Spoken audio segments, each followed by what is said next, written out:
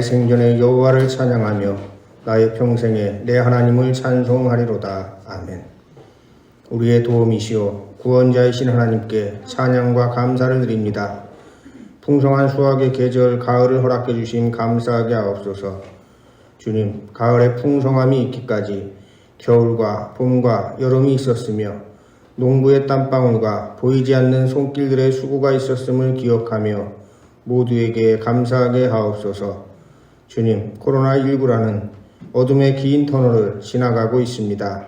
주님이 모든 것이 우리의 이웃인 자연을 함부로 대한 결과이었음을 기억하게 하옵소서. 아직도 하나님께서는 우리에게 기회의 시간을 주셨습니다. 이 시간을 잘 활용하게 하시어 더불어 살아가야 할 모든 것들과의 관계들을 회복하게 하시고 이웃의 아픔을 나의 아픔으로 여기는 마음을 갖고 살아가게 하옵소서. 오늘 예배할 때에 우리를 바라보시는 하나님의 마음을 또한 헤아리게 하옵소서. 예배할 때에 기쁘게 받으시고 축복해 주시는 예수님의 이름으로 기원하옵나이다. 아멘. 누가복음 16장 19절에서 31절 우리가 잘 알고 있는 그 부자와 나사로의 이야기를 통해서 공감, 관계 회복 이런 제목으로 함께 말씀을 나누고자 합니다. 오늘 우리들이 이렇게 하나님 앞에 나와서 예배를 드릴 수 있습니다. 이렇게 예배를 드릴 수 있게 된 것은 우리 하나님께서 우리를 사랑해 주셨기 때문에 가능했던 일이고 또 예수 그리스도께서 십자가의 고난을 당하시고 또 부활하셔서 우리를 구원의 길로 인도해 주셨기 때문에 가능한 일이었습니다. 그리고 그것뿐만 아니라 또 예수님께서 부활 승천하신 후에 목숨 걸고 또 이 복음을 전했던 제자들과 또 순교자들이 있었고 또 우리 한남교회만 생각을 해봐도 1953년 이후 67년 동안 한결같이 한남교회를 위해서 헌신하고 봉사하신 분들이 있었기 때문에 오늘 우리가 이렇게 예배를 드릴 수가 있는 것입니다. 그래서 오늘 우리는 한 주일 예배를 드리지만 우리가 이 드리는 예배 속에는 수많은 사람들의 수고와 헌신이 들어있다라고 하는 것을 우리가 알 수가 있겠습니다. 영국의 시인이고 설교자인 존던이라고 하는 분이 있는데 그분이 이런 이야기를 했습니다. 누구도 외딴 섬일 수 없다. 시의 그 어떤 제목인데 그 시의 내용도 좋지만 이 제목 하나로 전 세계적으로 큰 감동을 준 그러한 그 시입니다. 그래서 어떤 사람은 어떤 사람이든지 간에 홀로 살아갈 수 없고 모두가 다 관계성 속에서 살아갈 수밖에 없다 하는 것을 나타내는 그런 시입니다. 설령 무인도에서 홀로 살아간다고 할지라도 혼자 사는 것이 아니고 자연과의 관계성을 유지할 수 있을 때 살아갈 수 있기 때문에 어떤 사람도 타자와 관계를 맺지 않고서는 살아갈 수 없다. 이런 그 내용을 그 시에서 담고 있는 것입니다. 여러분, 오늘 여러분들 교회 오실 때 그 신발 다 신고 오셨죠? 혹시 건강을 위해서 맨발로 오신 분들이 계실지 모르겠는데, 자, 여러분들 저 신발을 한번 여러분들 생각해 보시기 바랍니다. 저 신발은 몇 명의 수고가 저 신발을 만들었을까요? 한 10명이 저 신발을 수고해서 만들었을까요? 아니면 100명? 아니면 좀 그보다 많은 한 100만 명 정도? 예, 저 신발 한 켤레가 만들어질 때까지는 사실 100만 명 이상을 넘어가는 셀 수 없이 많은 이들이 수고해서 저 신발 한 켤레가 만들어지는 것이죠. 물론 저는 신발 한 켤레를 예로 들지만 여러분들이 입고 있는 옷이나 심지어는 지금 쓰고 있는 마스크조차도 사실은 똑같은 과정을 거친다고 여러분들이 생각하시면 되겠습니다. 그래서 신발 밑창을 보면 이제 고무가 깔려 있죠. 네, 그러면 우리가 한번 상상을 좀 넓혀가면 이런 일들이 있을 수가 있겠죠. 자, 고무나무를 심은 사람이 있을 거예요. 그리고 또 고무나무가 있지만은 또 그거 고무를 채취한 사람이 있었을 것이고 또 고무를 채취할 때 채취하는 그 기구를 만든 사람이 또 있겠죠. 네, 그리고 또 고무의 본을 뜰려면 제철을 하는 사람이 있었을 것이고 또 그것이 또 만들어졌을 때 고무를 싣고 오는 배가 필요했을 겁니다. 그리고 배를 만든 사람도 있었겠죠. 또 배를 만들기 위해서 연구한 사람도 있었을 것이고 또 이 모든 사람들이 노동을 하고 일하면서 지치지 않도록 그 먹을 것을 그 생산하는 어부와 또 농부가 있었을 것입니다. 그리고 신발이 다 만들어지면 거기서 끝나는 것이 아니고 또 신발을 파는 사람이 있었고 또 신발을 운반하는 또 트럭 운전수가 있었을 것이고 또 트럭을 만든 또 또 기술자들이 있었을 것이고, 또 트럭이 달릴 수 있는 고속도로를 건설한 사람들도 있었을 것이고, 우리가 이렇게 여러분들 확대를 해가지고 계속 생각해 보십시오. 그러면 이 신발 한 켤레, 이것은 그냥 만들어진 것이 아니고 수없이 많은 사람들의 그림자 노동이 있었기 때문에 우리가 신발을 신을 수 있다라고 하는 것입니다. 신발만 그런 것이 아니죠. 그래서 우리는 보이지 않는, 우리가 알지 못하는 그 모든 사람들에게 고마움을 가지고 감사하면서 살아가야 된다라고 하는 것이죠. 그리고 이것은 사람뿐만 아니라 물과 불과 흙과 공기를 비롯한 우주의 모든 것들에게도 고마워하고 감사해야 된다고 하는 것입니다. 이걸 통틀어 가지고 우리가 그림자 노동이라고 그렇게 이야기를 하는데, 바로 이 그림자 노동에 대한 감사를 잊지 않고 살아가는 것, 그것이야말로 바로 사람됨을 잃지 않고 살아가는 것이다. 저는 그렇게 생각을 합니다. 여러분, 동학사상에서 가르치는 것 중에서 아주 가장 근본이 되는 것이 있는데, 그것이 삼경사상이라고 하는 게 있습니다. 그러니까 세 가지를 공경한다, 이런 뜻인데, 삼경사상이 뭐냐면 경천, 그리고 경인, 경물, 이겁니다. 그래서 하늘을 공경하고 사람을 공경하고 동물이나 무생물까지도 공경하라. 이것이 이제 동학의 가르침인 것이거든요. 우리가 오늘 살아가고 있는 시대는 어떻습니까? 각자 도생의 시대다, 이렇게 이야기하죠. 그러니까 각자 도생의 시대라고 강요하는 그러한 시대를 살아가면서 개인주의가 만연하고 있습니다. 그냥 나 혼자 살아가는 게 당연하지. 그리고 공동체가 와해되고 있어요. 이런 시대로 우리가 살아가고 있지만, 존던이라고 하는 그 시인의 시 제목처럼 누구도 외딴 섬일 수 없다, 이렇게 멋진 생각이 널리 퍼져서 모든 것들이 아름다운 관계를 맺고 살아가는 그런 따뜻한 세상이 되었으면 좋겠다. 이것이 바로 저의 소망이기도 하지만은 우리의 기도 제목이 되기도 해야 된다. 저는 그렇게 생각을 하고 있습니다. 성경에 아주 중요한 단어들이 많이 있습니다. 그 중에서 헬라어로 스폴랑크니 조마이라고 하는 그러한 단어가 굉장히 중요한 그 단어가 있습니다. 이것은 어떤 그 의미를 가지고 있냐면, 예수님께서 이 땅에 성김의 삶을 사실 때에 아픈 병자들을 치유하시는 그런 기적을 많이 베푸셨죠. 근데 아픈 병자들을 치유할 때마다 등장하는 단어가 있습니다. 그것이 바로 이제 이 스플랑크니 조마이라고 하는 이러한 단어예요. 이 단어는 헬라어인데 내장학이라고 하는 의학 단어의 어원이기도 합니다. 그러니까 내장학. 그래서 이 스플랑크니 조마이라고 하는 것이 어떤 뜻을 가지고 있냐면, 애간장이 타다, 이런 뜻을 가지고 있고, 불쌍히 여기다, 함께 아파하다. 우리가 단장의 미아리 고개, 우리가 이제 이야기하는데, 그 단장이라고 하는 게 뭡니까? 장이 끊어질 정도로 아프다라고 하는 거거든요. 그래서 바로 이 단장, 애간장이 타서 없어지는 것 같은 그런 고통, 이런 것들을 이야기할 때 스플랑크니 조마이라고 하는 이런 단어로 표현을 하고 있어요. 그런데 예수님께서 이 병자를 고쳐주실 때마다 그런 아픔을 느끼셨다라고 하는 것이죠. 그래서 이 세상에 존재하는 모든 것들을 보실 때에 그런 감정을 느끼셨지만, 특별히 병든 자와 귀신 들린 자와 심지어는 죽은 자까지도 하나님께서 사랑하시는 자녀인데 그들이 비인간화된 삶을, 소외된 삶을 살아가는 것을 보시면서 예수님께서는 이런 아픔을 가지고 계셨다라고 하는 것입니다. 그렇게 하나님께서 사랑하시는 존재들인데도 불구하고 그 당시 사회의 편견 때문에 이 사람들이 죄인 취급당하고 소외된 삶을 살고 인간다운 삶을 살아가지 못하는 것이에요. 이런 삶을 살아가는 사람들을 보시고 예수님께서는 시근하게 여긴 것이고, 그런 사람들의 삶을 회복해서 하나님께서 주신 삶을 풍성하게 살아가도록 만들어 주신 겁니다. 그래서 예수님께서 이 땅에 오셔서 하신 일이 뭐냐면, 하나님과의 모든 관계들이 다 단절되고 또 인간과의 그 관계가 다 단절되어 가지고 인간다운 삶을 살지 못하는 사람들을 다시금 하나님과 관계 맺고 사람들과 관계 맺고 살아가도록 관계성을 회복시켜 준 것이 바로 예수님께서 하신 일이고, 우리는 그것을 복음이라고 이야기를 하고 있는 것입니다. 치유의 기적이라고 하는 것이 구약 성서 때부터 이야기해 오던 그 메시아의 표징이기도 했습니다. 메시아가 오시면 병자들이 일어나고 전원자들이 일어나고 그 다음에 죽은 자들이 살아날 것이다. 그 일을 메시아가 행할 것이다 라고 이야기했기 때문에 예수님께서 그 일을 하셨다. 뭐 이렇게도 우리가 볼 수 있겠지만은 병에 걸려서 모든 관계성을 상실한 그런 사람들, 귀신 들려가지고 소외된 삶을 살아가는 사람들, 그리고 아직은 아닌데 죽어버린 사람들, 그 사람들을 그냥 지나칠 수 없는 그런 따뜻한 마음을 예수님께서는 가지고 계셨다라고 하는 것이죠. 그리스도인이 뭡니까?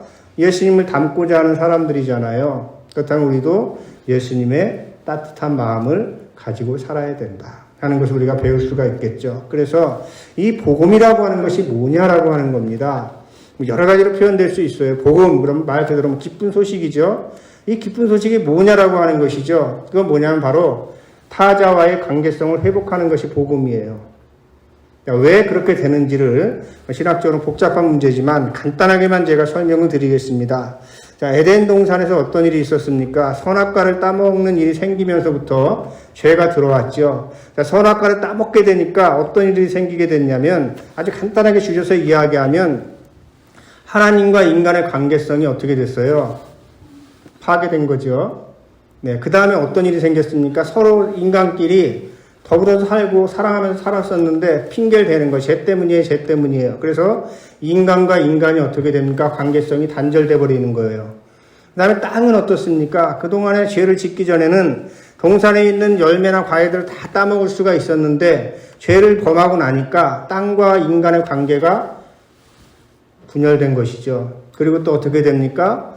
그리고 자기 자신과 자신의 관계가 분열돼 버린 거예요. 자, 이렇게 관계성의 분열이라고 하는 것, 자, 이것이 바로 에덴 동산에서 죄의 결과로 일어났던 그러한 일들인 것이에요. 자, 그래서 이 복음이라고 하는 것은 뭐냐면 바로 이렇게 단절되었던 저 관계가 다시 회복되었다라고 하는 것, 회복된다라고 하는 것이 바로 복음인 거예요. 그래서 예수님께서 이 땅에 오셔서 하신 일이 뭡니까? 결국 우리가 간단하게 줄여서 이야기하면 단절되었던 하나님과의 관계를 다시 회복시키고 또 서로 간에 단절되었던 인간과의 관계를 회복시키고 또 자연과의 관계를 또 자기 자신과 분열되어서 살아가던 그 귀신 들린 사람들을 다시 회복시켜 주신 것이 바로 예수님께서 하신 일이고 그것이 바로 복음이라고 하는 것이죠. 자, 그런데 이 관계성의 회복이 어떻게 시작될 수 있냐라고 하는 겁니다. 자, 그것은 바로 상대방의 아픔을, 타인의 아픔을 나의 아픔으로 여길 수 있을 때 시작된다라고 하는 것이죠. 그래서 예수님께서는 타인들의 아픔을 그들의 아픔으로 여긴 것이 아니라 바로 자신의 아픔으로 여겼기 때문에 결국 어떤 감정을 느끼시게 된 겁니까? 애간장이 끊어지는 듯한 슬픔을 느끼시게 된 거예요. 그걸 바로 스플랑크니 조마이라고 헬라어로 표현하고 있습니다. 이것을 비슷한 단어가 있습니다. 성실하심, 자비하심, 또 이렇게도 또 해석을 하기도 하는데 영어 성경에는 이 부분을 어떻게 해석을 했냐면 compassion이라고 하는 단어로 표현을 했습니다. 그러니까 come이라고 하는 단어, 이 적도는 뭡니까? 함께라고 하는 단어거든요. 공동체, 더불어, 뭐 이런 뜻을 가지고 있습니다. 그래서 이 come이라고 하는 단어가 들어가면 타자와의 관계성을 상징하고 있는 거예요. 공동체라고 하는 그런 뜻을 갖게 되는 것이죠. 그리고 파시오라고 하는 것은 라틴어에서 파시오는 고통 혹은 아픔이라고 하는 그런 뜻입니다. 그래서 이 컴패션이 공감하다라고 하는 뜻을 가지고 있는데 컴패션은 결국 뭐냐면 함께 아픔을 나누고 공유한다. 자, 이런 뜻을 가지고 있는 겁니다. 그런데 이 단어에 들어있는 의미는 뭡니까? 우리 모두가 다 공동체성으로 서로 어떻게 돼 있어요? 연결되어 있다라고 하는 그런 뜻을 가지고 있는 겁니다. 그래서 우리가 타인의 아픔에 무관심하면 결국은 어떻게 되냐면 그 무관심이 당신을 찌를 수밖에 없을 것이다. 이런 의미를 가지고 있는 단어가 바로 컴패션이라고 하는 단어입니다. 자, 그럼 우리가 부자와 나사로의 이야기를 오늘 읽었습니다. 자, 이 이야기를 여러분들이 잘 아시겠지만 제가 요약해서 말씀드리면 이렇습니다. 자, 호화롭게 매일 잔치를 즐기는 부자가 나오고 그 부잣집 대문 앞에서는 잔치상에서 떨어진 부스러기라도 혹시 얻어먹을 수 있지 않을까, 배를 채울 수 있지 않을까 하는 거지 나사로가 등장을 합니다. 그런데 이들 둘 다 죽었어요. 그런데 나사로는 아브라함의 품에, 그리고 부자는 지옥에 갔다. 이렇게 그 말씀을 하고 있습니다. 지옥에서 너무 고통스러웠던 부자가 아브라함에게 나사로를 통해서 그 손가락에다 좀 물 한 방울만 찍어가지고 자기 혀에다가 좀 갖다가 대게 해달라고 그렇게 그 부탁을 합니다. 어쩌면 부자는 여전히 그 지옥에 가서도 저 나사로, 거지 나사로 같은 사람은 자기가 마음대로 그냥 심부름 시켜도 되는 그런 존재 정도로 생각하는지도 모르겠습니다. 그러나 그것은 가능한 일이 아니죠. 불가능한 일입니다. 그러니까 다시 한번 재차 부탁을 해요. 그게 불가능하다면 그럼 나사로를 우리 집으로 보내셔가지고 내가 이렇게 고통받고 있다고 하는 사실을 알려주시고 내 형제들이 5명이나 있는데 그 형제들이 나와 똑같이 행동을 해서 이 지옥에 오는 일이 없도록 나사로한테 가서 이야기를 하게 해 주십시오. 그렇게 또 이야기를 하는 겁니다. 자, 그때 뭐라고 이야기를 합니까? 아브라함이 이야기하는 거야. 아니야. 나사로가 갈 수 있는 일도 아니지만 자, 이미 모세와 선지자들이 전한 말씀이 있고 그들의 말을 듣지 않는 사람은 죽었던 나사로가 가서 그 말을 전한다고 한들 믿지 않을 것이기 때문에 보낼 필요가 없어. 자, 그렇게 그 말씀을 하는 겁니다. 그런데 여러분들 이 비유의 이야기를 가만히 살펴보십시오. 거기에 보면 부자가 여러분들 특별히 하나님을 잘 믿지 않았다. 이런 얘기 여러분들 있어요? 없습니다. 나사로가 그러면 특별히 하나님을 잘 믿었다는 얘기가 있습니까? 그 이야기도 없어요. 자, 그런데 여러분들 왜 아브라함의 품에는 나사로가 안겨 있고 부자는 지옥에 갔냐라고 하는 것이죠. 그래서 이 이야기가 여러분들 부자는 천국에 들어갈 수 없다. 이런 이야기를 하고자 예수님께서 이 말씀을 하신 게 아니겠죠. 하신 것인가? 아니면 가난한 자는 그럼 무조건 다 천국에 가니까 우리의 물질적인 거 다 버리면 우리가 천국에 간다. 자, 이런 이야기도 아니겠죠. 자, 그런 이야기를 하려고 예수님께서 이 비유의 이야기를 하신 것이 아닙니다. 이 이야기의 목적은 분명해요. 자, 이 부자는 이야기는 하지 않았지만 이 비유에 나오는 이야기에 보면 부자의 죄가 2가지를 우리가 발견할 수가 있습니다. 첫 번째는 어떤 죄냐면 무관심이라고 하는 죄예요. 어떤 무관심입니까? 자, 가난한 자들과 도움의 손길을 필요로 하는 이들이 곁에 있는데 부자는 무관심했던 것이죠. 그게 바로 뭐냐면 지옥에 갈 만한 죄라고 이야기를 하는 겁니다. 날마다 호화롭게 잔치를 한 것, 그것 자체가 죄가 아니에요. 왜냐하면 잔치를 많이 부자들이 벌려줘야 어떻게 돼요? 주변의 사람들이 그 잔치에서 만드는 그런 음식들을 서로 나눠 먹고 그러니까 좋은 일이거든요. 자, 근데 왜 죄라고 이야기를 하고 있는 거냐면 잔치를 연 것 자체가 죄가 아니라 그 대문 앞에 지금 거지가 있음에도 불구하고 무관심했다라고 하는 것이 부자의 죄라고 지금 이야기를 한다라고 하는 것입니다. 여러분, 관심이라고 하는 단어가 여러분들 어떤 그 단어로 조합이 되어 있습니까? 한문으로 볼 관자에다가 마음 심자잖아요. 그러니까 마음으로 본다라고 하는 이런 뜻이거든요. 무관심은 뭐예요? 없을무. 뭐가 없어요? 마음으로 볼 마음이 없는 거죠. 자, 그러니까 이게 무슨 뜻이냐면, 자, 무관심이라고 하는 것은, 자, 볼 마음이 없으니까 어떻게 되냐면, 자기 앞에 있는데도 보이지 않는 거예요. 여러분들 그런 경험 여러분들 해보시지 않았습니까? 보고 싶은 것만 보이는 거죠. 볼 마음이 없으니까 보이지 않는 것이 바로 무관심이고, 이걸 여러분들 우리가 신앙의 언어로 이야기하면 뭐냐면 영적으로 눈이 멀었다, 이렇게 이야기를 하는 겁니다. 자, 여러분들 영의 눈이 어두워지면 어떻게 되냐면 우리의 마음도 어두워지게 되어 있는 거예요. 그래서 마태복음 6장 23절에 이런 말씀이 있죠. 내 눈이 성하지 못하면 내 온몸이 어두울 것이다. 그러므로 내 속에 있는 빛이 어두우면 그 어둠이 얼마나 심하겠느냐. 그 말씀이 바로 이런 말씀이에요. 너희가 관심이 없고 보려고 하지 않고 영적으로 눈이 멀어버리면 너의 마음도 칠흑같이 어두워질 것이다. 그 말씀을 하고 있는 겁니다. 그런데 여러분들 우리들이 살면서 우리가 주변에서 일어나는 모든 세상 일들에 대해서 우리 한 사람 한 사람이 다 관심을 가지고 살아갈 수가 있어요? 어떻습니까? 가능하지 않잖아요. 그래서 여러분들 우리가 가능하지 않으니까 그럼 포기해야 된다? 뭐 그런 말씀이 아니죠. 이게 어떤 의미를 가지고 있는 거냐면, 자, 마음에 눈을 뜨면, 영적으로 우리가 눈을 뜨게 되면, 자, 어떻게 뭐가 보이기 시작하냐면, 자, 우리가 관심을 두고 해야 할 일들이 너무 많다고 하는 것이 보이게 되는 거예요. 이 일도 내가 관심을 두고 해야 될 일이고 저 일도 관심을 두고 해야 될 일이고 그런 일들이 다 보이게 된다라고 하는 것이죠. 그러면서 여러분들 뭘 알게 되는지 압니까? 그 일들이 다 보이는데 내가 그걸 다 할 수 없다라고 하는 걸 아는 거예요. 내가 아무리 오지랖 넓게 다 할 수 있다고 해도 다 할 수 있는 일이 없는 거죠. 다 할 수 없는 거예요. 그걸 깨닫게 되는 거죠. 자, 그러면 그 다음 단계가 여러분들 뭐겠습니까? 해야 될 일은 수없이 많다고 하는 걸 아는데 내가 저걸 다 할 수가 없고 내가 할 수 있는 일은 요만큼밖에 없어요. 내 능력이 요만큼밖에 안 된다고 하는 것도 압니다. 그러면 그 다음에 나오는 고백이 있어요. 그게 바로 사도 바울이 고백한 거죠. 오라 나는 공고한 자로다. 로마서 7장 24절의 말씀입니다. 사도 바울이 그렇게 고백한 이유가 거기 있는 거예요. 물론 죄에 관한 말씀이기도 해요. 죄를 안 짓고 살려고 아무리 노력을 해도 자기가 죄를 지을 수밖에 없는 그런 공고한 사람이라고 하는 이러한 깨달음도 있지만 동시에 뭐냐면 내가 해야 될 일이 너무 많은데 그걸 다 할 수 없는 거예요. 그러다 보니까 어떻게 됩니까? 당연히 해야 될 일인데 못하니까 그게 죄인 거 아니에요. 그런 의미를 담아서 오라 나는 공고한 자로다. 이렇게 탄식을 하고 있는 것입니다.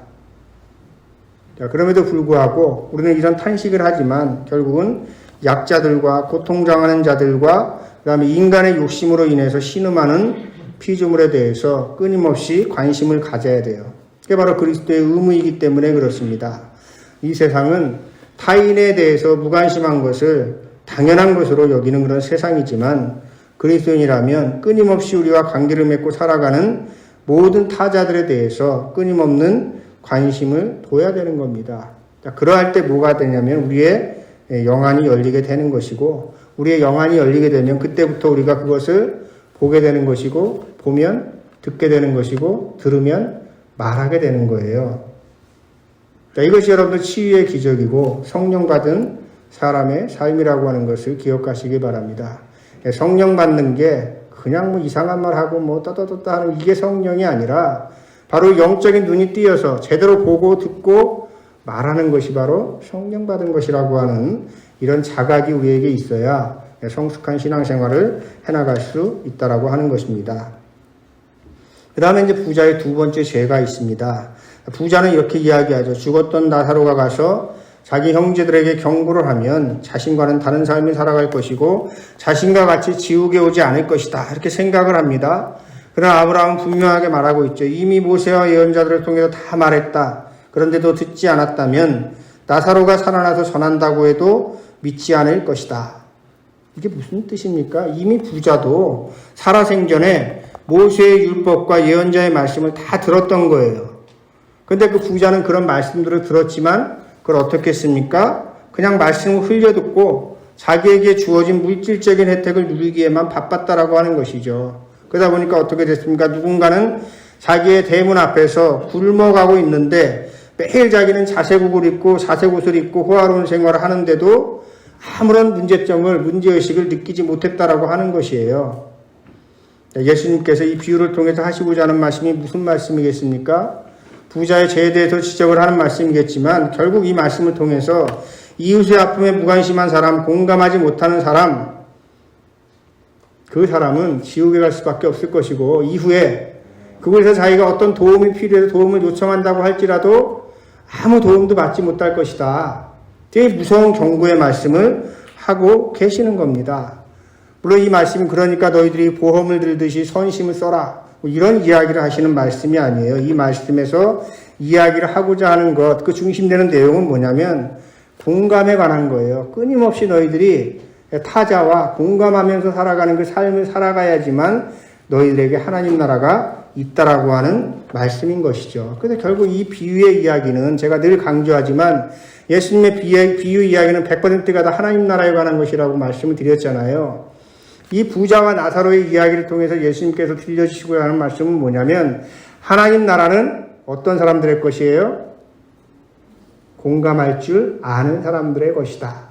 이걸 지금 말씀하고자 하는 겁니다. 그래서 여러분들이 부자와 나사로의 비유 이야기를 들으면 보험 들라 이런 이야기가 아니고 하나님의 나라는 공감할 줄 아는 사람들이 들어가는 것이구나. 주인이구나. 이런 생각을 우리가 해야 된다라고 하는 것입니다.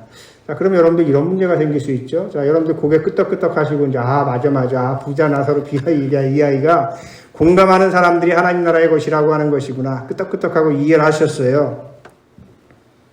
여기서 끝나면 어떻게 될까요? 자, 거기서 끝나면 안 되겠죠. 자, 부자도 거기까지 끄덕끄덕 한 거예요. 그런데 뭐가 문제였냐면, 삶으로 살아가지 못했다라고 하는 것이죠. 자, 우리가 다만 듣기만 한다고 해서 하나님의 말씀을 체득할 수가 없어요. 그러지 않습니까? 듣고 어떻게 해야 됩니까? 삶으로 살아가기 위해서 힘써야 되는 거예요. 그래야지만 야고보서의 말씀대로 죽은 믿음이 아니라 산 믿음을 가지고 살아갈 수가 있는 것이죠. 그래서 우리가 산 믿음으로 살아갈 수 있는 출발점이 어디냐? 바로 그것이 공감할 줄 아는 사람이 되는 것입니다. 우리는 시인의 이야기대로 우리는 외딴 섬이 아닙니다. 수많은 그림자 노동에 빚지고 있어요. 우리가 이것을 아는 순간부터 우리는 공감하는 사람이 될 수가 있고, 그리고 하나님의 나라를 살아갈 수가 있다라고 하는 것입니다. 그런 복을 여러분들이 누리시기를 주님의 이름으로 축원합니다. 인간 최고의 덕목이 뭐냐? 공감 능력이라고 이야기를 합니다. 그래서 아까 제가 컴패션이라고 하는 단어를 말씀을 드렸는데, 공감이라고도 이야기를 하지만은 자비로도 번역을 하거든요. 그런데 우리가 동양 사상에서 최고의 덕목을 뭐라고 이야기합니까? 기독교에서는 사랑을 이야기하는데 동양 사상에서는 자비를 최고의 덕목이라고 이야기해요. 사람 된 자 중에서 여러 가지 덕이 있는데 그 중에서 1은 성경에서는 사랑이라고 이야기하고 있고 동양 사상에서는 자비라고 이야기를 하고 있는 것입니다. 자, 이것은 그냥 단순히 어떤 동정심하고는 다른 거예요. 단순히 그냥 저 사람 불쌍해 이걸로 끝나는 거하고는 전혀 다른 것이죠. 자, 공감이라고 하는 것은 단지 그냥 도와준다, 희애적인 이런 차원의 것이 아니라 그 사람의 아픔을 누구의 아픔으로? 나의 아픔으로 느낄 수 있는 것. 자, 그게 공감인 거예요. 그냥 내가 얼마 딱 도와주고서 저 사람하고 나는 이제 끝. 자, 이건 여러분들 그냥 우리가 시혜적인 차원의 것이죠. 자, 그게 아니라 공감은 똑같다고 하는 것을 관계성을 의식한다라고 하는 겁니다. 자, 모든 사람들은 여러분들 태어나서 누구의 도움을 받아요? 태어나면. 태어나자마자 우리가 동물들처럼 벌떡 일어나가지고 이렇게 생활할 수 없죠? 자, 누구나 다 태어나자마자 어머니의 사랑을 받아요. 자, 어머니의 자비를 받고, 자, 그것을 통해서 우리는 뭘 배우는 거냐면, 어머니가 자기를 사랑해주고 자비롭게 대했던 것처럼 그 사랑과 자비를 배우게 된다라고 하는 것이죠. 그래서 우리 인간은 다시 그런 거예요. 태어나면서부터 누군가의 헌신적인 도움이 없이는 단 하루도 생존할 수 없는 것이 우리다라고 하는 것이죠. 그걸 우리들이 알아야 됩니다. 그래서 우리 인간의 인간됨은 자기가 받은 자비와 또 부드러운 사랑과 또 긍휼히 여겼던 마음과 또 함께 아파하는 마음, 또 타인의 약점까지도 품는 마음을 가지고 살아갈 수 있을 때, 그때 우리가 저 사람은 참으로 공감하는 사람이다. 우리가 이렇게 그 이야기를 할 수가 있고, 그러한 사람이 바로 하나님 나라의 주인이라고 하는 것이죠. 이 공감이라고 하는 것이 그래서 바로 생명의 온기요, 또 인간의 아름다움을 이끌어내는 마중물이 되는 것이에요. 그래서 인간의 최고의 덕목은 공감이다. 그렇게 그 이야기를 하고 있는 것입니다. 자, 그렇다면 여러분 석학들은 이 공감에 대해서 어떻게 이야기하고 있을까? 수많은 이야기들이 있는데 제가 그 세 분만 소개해드리면 이렇습니다. 자, 제러미 리프킨이 공감의 시대라고 하는 그러한 책을 갖다가 썼습니다. 그 책에서 주장하는 바는 뭐냐면 인간은 근본적으로 공감하는 종이다. 자, 이렇게 정리를 하고 있습니다. 서로 경쟁하고 정복해서 인류의 역사를 이뤄낸 것처럼 자꾸 이야기를 하는데 그게 아니고 인류의 역사는 더불어 살아가는 삶을 통해서 인류의 역사가 이루어질 수가 있었고 그 바탕에는 공감하는 힘이 있었다. 자, 이렇게 그 이야기를 하고 있습니다. 그 다음에 우리가 잘 알고 있는 다윈이 있죠. 다윈은 진화론을 주장한 학자로 적자생존 약육강식 이론을 펼쳤다. 우리는 그렇게만 알고 있어요. 그런데 그분이 말년에 고백한 내용이 있습니다. 자기가 이렇게 계속 거기에 관심을 갖고 연구를 했는데 말년에 뭐라고 고백을 했냐면 고동동물 가운데 사회성이 있고 감정이 풍부하고 동료의 공경을 걱정할 수 있는 종만이 살아남았다. 그러니까 약육강식 적자생존이 아니라고 하는 거예요. 그게 아니고 서로 도울 줄 아는 종만이 살아남았고 그 대표적인 종이 누구예요? 우리 인간이었다라고 하는 겁니다. 그래서 그런 이야기를 하는 거예요. 인간 한번 동물하고 비교해 보라고 하는 것이 얼마나 연약한 존재입니까? 근데 인간은 여러분들 대화를 하면서 같이 돕는 존재로 살아갈 수 있고 공동체를 꾸려서 어려움을 함께 그걸 풀어갈 수 있는 그런 존재였기 때문에 생존할 수 있었다라고 하는 것이죠. 그러니까 결국은 다윈조차도 적자생존 야급강식이 아닙니다. 자, 그렇게 이야기를 한 것이죠. 그리고 최백운 교수가 호모 엠파티쿠스가 온다 이런 책을 썼거든요. 엠파티쿠스가 이제 공감이라고 하는 이런 뜻을 가진 단어이기도 합니다. 이 책에서 이야기하는 건 그 앞으로 21세기에는 초연결 시대가 될 것이다. 여러분들도 지금 그 느낌으로 여러분들 알고 계시지 않습니까? 이미 우리는 SNS를 통해서 얼마나 많은 사람들하고 우리가 연결돼서 전혀 알지 못하던 그런 사람들하고 연결돼 앞으로 미래 사회에는 그것보다도 더 긴밀하게 연결되는 초연결 시대를 살아가게 될 것이라고 이야기를 합니다. 그런데 그렇게 전망하면서 하는 이야기가 있어요. 그런 시대를 누가 이끌어갈 것이냐? 공감형 인간이 그런 시대를 이끌어갈 것이다. 그렇게 그 이야기를 하고 있습니다. 석학들이 이렇게 그 이야기를 하고 있어요. 근데 우리가 이건 석학들의 주장이고, 그러면 석학들의 주장이니까 무의미한 거냐? 그게 아니라고 하는 것이에요.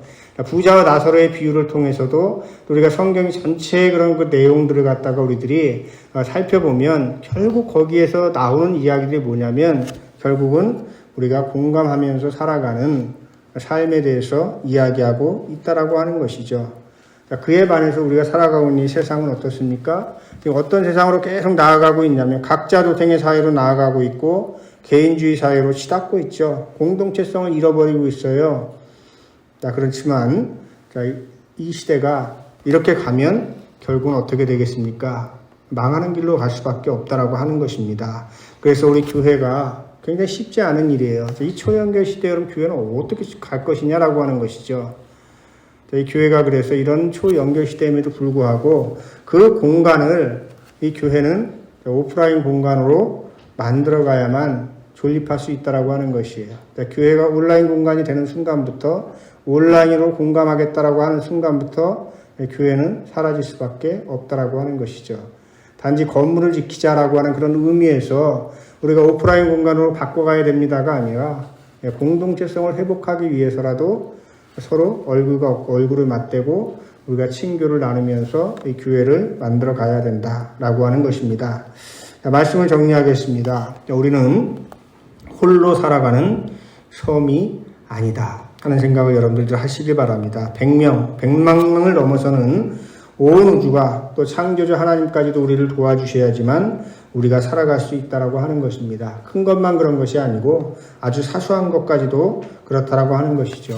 그래서 우리는 타자에게 감사하고 공감하며 또 타자와의 관계성을 회복하는 삶을 살아가야 되는 것입니다. 바로 그것이 바로 신앙의 삶으로 살아가는 것이고 또 그런 삶을 살아가고자 하는 사람들을 통해서 하나님께서는 이곳에 우리가 살아가는 곳에 하나님 나라를 이루어 주시고 또 미래에도 하나님 나라에서 살아갈 수 있도록 인도해 주신다고 하는 것을 기억하시길 바랍니다. 이곳에 계신 모든 분들이 그런 복을 누리시는 여러분들 되시기를 주님의 이름으로 축원합니다. 우리 함께 말씀을 기억하면서 거듭기도 드리겠습니다. 더불어 살아가는 존재로 우리를 창조하신 하나님, 하나님의 마음을 헤아리는 삶을 살아가게 하시고 이웃의 마음을 헤아리는 삶을 살아가게 하옵소서.